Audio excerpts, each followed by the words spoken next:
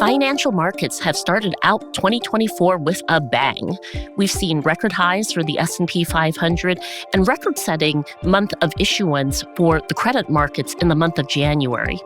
Will this narrative stay the course for the entirety of 2024? Will we see another repeat of 2023, which was a year characterized by U.S. exceptionalism? Welcome to Research Recap on JP Morgan's Making Sense podcast channel. I'm Joyce Chang, Chair of Global Research at JP Morgan. I'm joined by my colleague, Jan Loeys, who covers long-term strategy at JP Morgan. In today's podcast, we look at the key themes driving global markets and economies in 2024 and beyond. Jan, thanks so much for joining us. Thanks so much for having me. Jan, can you start us off by giving us your take on U.S. exceptionalism? Will it continue to play out in 2024, or are we at the peak right now?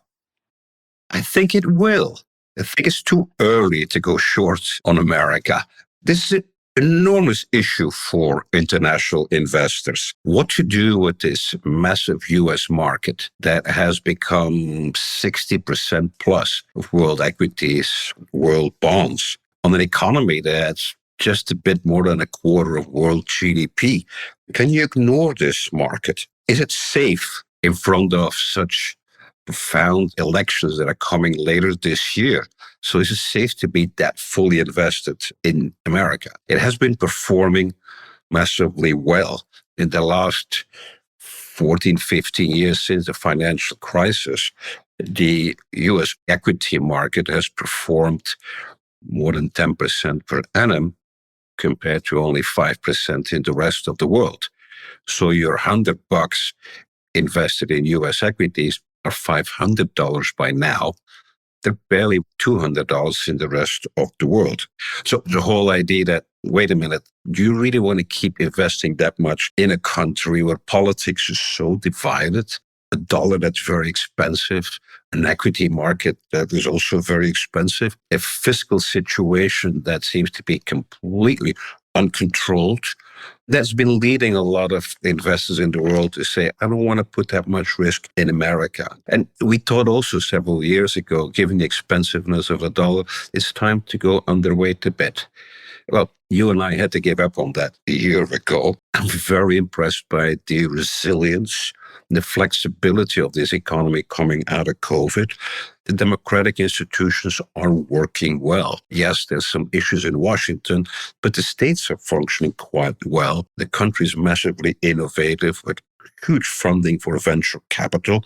We're still attracting the best brains from the world. And yes, demography, fertility rates are low, but we still have massive immigration. So I say one should stay fully invested in the United States. As we say, don't fight the Fed. Let's say don't go short on America. So, Joyce, looking at the bigger picture, the markets have rallied strongly since the beginning of the year. And indeed, the U.S. is outperforming. You think the global macro outlook is consistent with what the markets are telling us? What do you see as the risks ahead? Thanks so much for that question, Jan. And I think you're right. It's all about the U.S. for better or for worse. But valuations are looking very stretched here. Early 2024 is really noteworthy for the level of capital markets activity. So we have the heaviest issuance on record across credit markets. I mean, it hit a record of $361 billion, and inflows have been running at 2.5 times the pace that we've seen for the past 5 years. So everything is getting priced to perfection here from an evaluation standpoint. But it's hard to argue that the technicals or the fundamentals are getting any weaker as of now. But I want to highlight 3 key risks. First, it's really too early to declare victory on inflation. Inflation has certainly stepped down materially, but global core CPI remains sticky at 3% for the first half of this year. And if we take a look at services inflation, it's 2% above pre-pandemic levels, while disinflation for goods is being tested. So let's take a look at the split between the goods sector and the private service sector. And that shows that a soft landing is occurring in the goods sector, but we're seeing some reacceleration in the private service sector. And the persistence of service price inflation reflects very strong demand for travel, airlines, hotel, restaurants, concerts, entertainment, sporting events. And these events are non-cyclical and benefiting still from the post-COVID tailwinds. We also see tighter labor markets and wage pressures that remain ongoing, and the geopolitics also matter. Taking a look at what's happening to shipping cost and looking at the Red Sea and also the Panama Canal, this could add 0.7 of a percentage point to global core goods CPI if it's persistent. So in short, the Fed is not done fighting inflation. We're not changing our view that we're going to see the first rate cut in June, mid-year. And the same for the central banks, ECB, at the European Central Bank, and the Bank of England, all around mid-year. Yes, Joyce, inflation indeed got a lot of attention, but so has the uncontrolled rise of the US indebtedness and its implications for markets. What do you think of that? Yeah, thank you so much, Jan. I mean, the U.S. debt and deficit are unusually large with rising interest payments. And there's still a big debate amongst forecasters on where long-term interest rates are going to settle. Some people say 3%, some people say 5%. We've made this very clear in our views that we see a secular rise in bond yields as here to stay over the longer term. And this includes the fiscal debt, but also the demographics, the macro volatility, deglobalization forces. I mean, we're still looking at a 10-year U.S. Treasury real yield target of around 2.25% here. So we do have a secular rise in bond yields and unusually high deficit and debt that are issues. And I think that this is going to attract more attention. When we look at the rise in net interest payments, this was something around $350 billion in 2021. And this year, looking at the Congressional Budget Office projections, it's going to approach around $750 billion, going to $1 trillion. And looking at the balance sheet, we are seeing some of the quantitative tightening that the Fed has done, that they are going to make some shifts in the monthly cap of the runoff of Treasury securities, reducing that around $30 billion per month, down from $60 billion. And I think that will be forthcoming in the second half of the year. And what about a third risk, Joyce? The final risk that I want to point out is the real divergence, which you mentioned, Jan, between the outlook for the U.S. and the rest of the world. The lack of a slowdown in 2023 surprised the Fed, it surprised consensus, it surprised the markets. But this was only a U.S. story. The story outside of the U.S. is one of divergence and broad-based growth weakness, with risks that are still surprising more to the downside. So we think the euro area has a bumpy road ahead to lower inflation. And GDP was stagnant in the fourth quarter, but you still see that employment growth remains in positive territory. So that's a dilemma. China will achieve its 5% growth target this year, but the medium-term risks have not gone away. And we are still seeing the issues that are a drag in China from the real estate market, that private investment has been slowing coming back, and that inflows are not coming into China at this point in time. So I think we're looking at China where we see that consumption retail sales have disappointed, the housing market activity is weak, and fixed asset investment is modestly above expectations, but it's not really helping the consumption here. Thanks for that, Joyce. Of course, all eyes will be on the 2024 presidential election in the US. How will domestic politics reshape the broader geopolitical landscape? So 2024 is a record-breaking year for elections. Elections are taking place in 77 countries, and that includes the US, the EU, the UK, Mexico, India, Russia, and we just saw Taiwan's elections as well. But I would say the U.S. race is arguably the one race with global, broad consequences. Looking at history, elections have usually had little impact on the underlying macro trends. Markets have typically been volatile in the run-up to an election, only to rally thereafter once the uncertainty is removed, irrespective of the outcome. But there are reasons to believe that this cycle might be different. We have to consider that we've seen a 17-year decline in democracy and global freedom. We have 2 wars that are raging at the same time. We have fragmentation that's occurring on the economic side that's taking hold, and mounting concerns that the world is separating into blocks. So the return of a systemic rivalry between democracies on one side and China and Russia on the other has resulted in an ongoing separation of the world's economy into new networks and alliances outside of formal institutions and the institutions established after World War II. For many elections, there are competing visions for the future with respect to the international order and economic policy, and we've seen a real rise in industrial policy and more regulatory uncertainty that's emerging. We've also seen that this is affecting cross-border movements. There have been more restrictions on capital, on technology, on movement of workers, on international payments. And we are looking at certain sectors, such as the critical minerals and semiconductors, really being impacted. Do you think we'll see a resurgence in populist regimes? So it's unclear that there's going to be a resurgence of populist regimes. We may actually have seen the peak of this in 2018, 2019. But irrespective of the election results, populist politics are here to stay. And we have seen structural social shifts that have moved populism into the mainstream here. But I do want to point out that not all political and geopolitical risks are created equal. And looking at the US elections, the consequences for foreign policy, I think, are going to be greater than the performance of the domestic economy.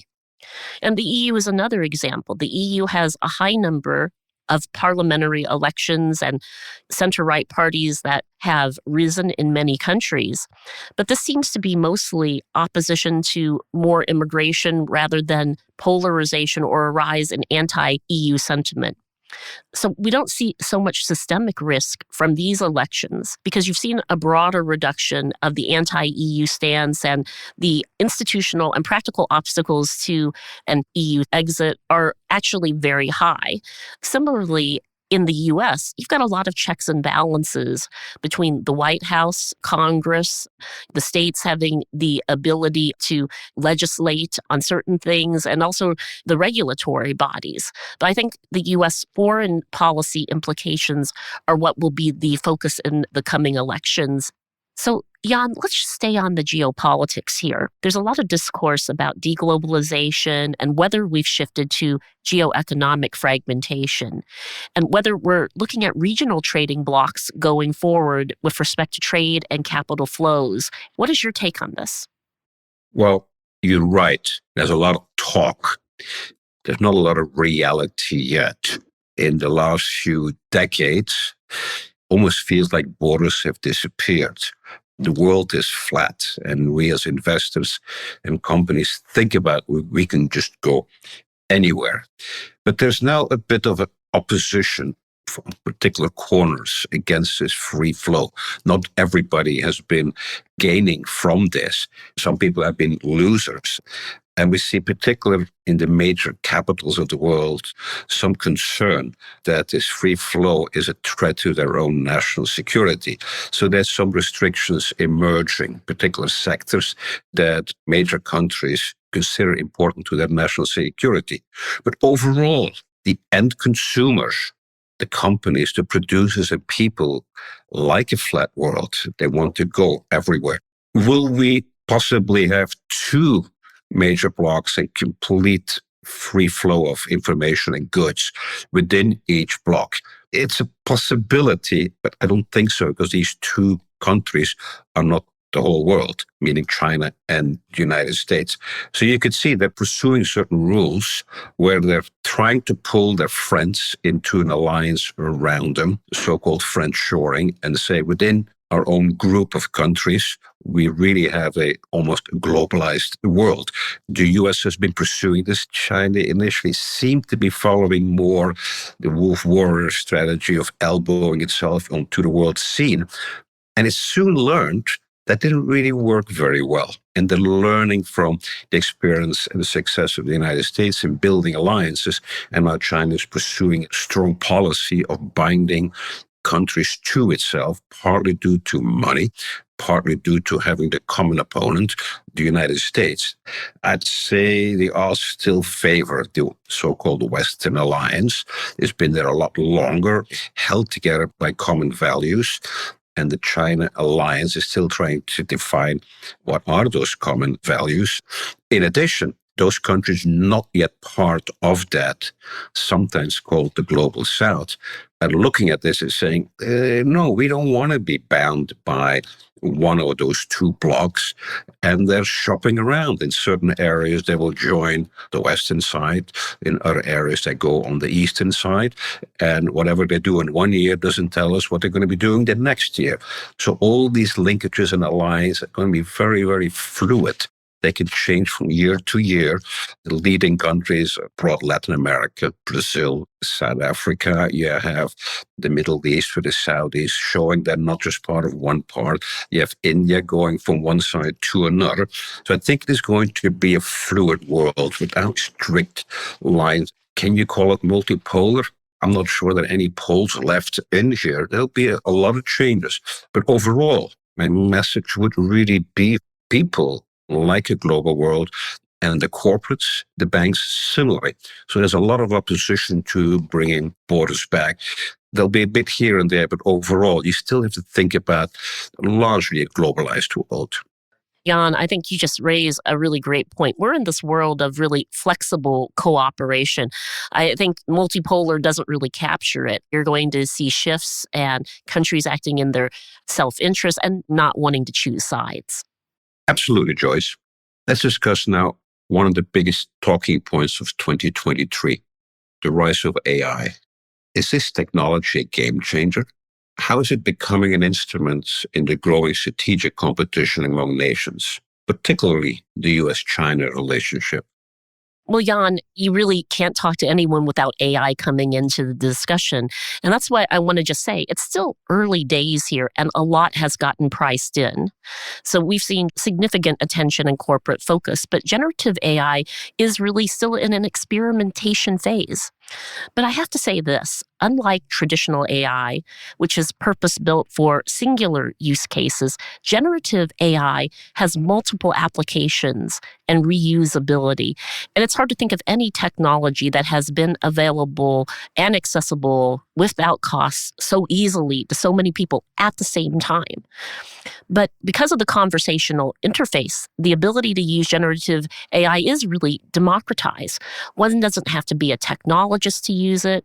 Now, we do see a pretty big revenue opportunity here. If you take a look at the International Data Corporation, it expects that generative AI investments will grow to $143 billion by 2027. But we still need to really figure out and identify the compelling use cases, the cost efficiencies, and what is scalable. But let's just talk a little bit about US-China. So data is the fuel for AI. And some have argued that China's ownership of its data gives them a structural advantage. But some of the industrial policy that has been put into place with the White House executive order is making it harder for them to progress. The other thing that really is going to gather greater discussion is the ethics around using AI.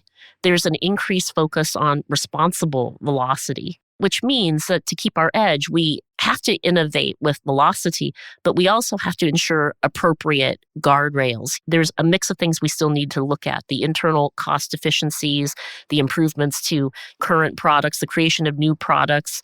But I do want to bring this back to geopolitical risk and say a final word on AI and the elections. As the world prepares for this record-breaking series of elections, the advances in AI may very well affect some of these upcoming election outcomes, as the technology can be used to generate deep fakes and spread misinformation. And that is something that is raising red flags on democratic governance.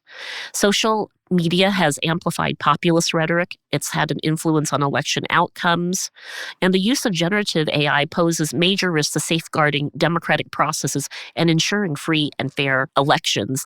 And as we wrap up today's conversation, I want to turn to the strategic portfolio and look at the medium-term forces here and what you recommend with respect to asset allocation, given the risks that we've talked about. Well, Joyce, the way one builds one portfolio is to first think about returns and risk. Given the massive rally in equities and the expensiveness of high multiples, together with the backup in bond yields, the excess return one can make on equities over bonds has shrunk a lot.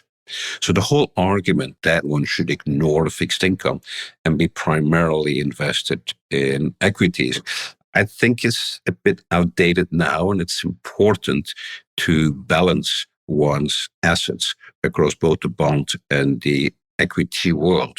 I do still stay with some form of a 60-40 equity bond balance for most investors.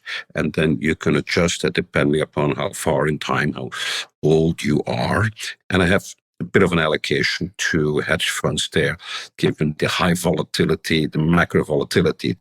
In the equity world, I really start with the developed world, a all cap in both large, mid, and small cap equities. I do think some climate funds make sense over here. In a lower nominal return world, value tends to do better. Healthcare has underperformed in the US, but it outperformed in the rest of the world, giving aging and new technologies. I want to retain the long-term healthcare outperformance. Finally, I have a minimum allocation to emerging. Nothing wrong with growth, but simply in a dangerous part of the world where it's too hot. The climate is going to affect these countries. So overall, a very simple, basic approach. There's still more equities than bonds, and a few sectors here and there to benefit from these medium forces that you and I have been debating here. Thanks so much for that, Jan. And I do still think that, we still have more equities than bonds, but the bonds, even with the rally we've seen, probably are still under-owned in some pockets. And I think you're right. The yield differential there has been decreasing. So there's space for that still to continue. But Jan, thank you so much for those insights. And thank you for taking the time to discuss these important issues on asset allocation on the podcast. Thanks for having me, Joyce. And thank you to all of our listeners for tuning in. We hope that you will join the dialogue and come back and join us again next time. Thanks for listening to Research Recap. If you've enjoyed this conversation, we hope you'll review, rate, and subscribe to JP Morgan's Making Sense to stay on top of the latest industry news and trends. Available on Apple Podcasts, Spotify, Google Podcasts, and YouTube.